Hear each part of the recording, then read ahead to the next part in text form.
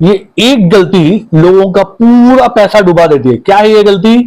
जब स्टॉक गिरता है ना तो उसको बाई कर लेते हैं, फिर स्टॉक गिरता है थोड़ा सा और बाई कर लेते हैं, फिर गिरता है थोड़ा सा और बाई करते हैं। सोचते हैं कि भैया हमारा एवरेजिंग हो रहा है, हमारा प्राइस धीरे धीरे कम हो रहा है, एवरेज प्राइस कम होता जा रहा है, मुझे तो बहुत बड़ा प्रॉफिट हो जाएगा, घंटा हो जाएगा। कुछ नहीं होगा भैया, आपको बहुत बड़ा लॉस होने वाला है।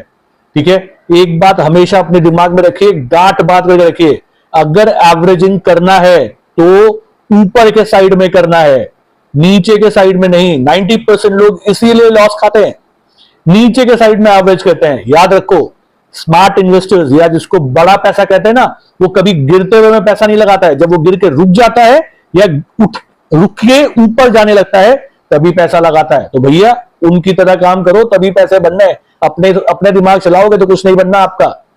समझे कि नहीं समझे?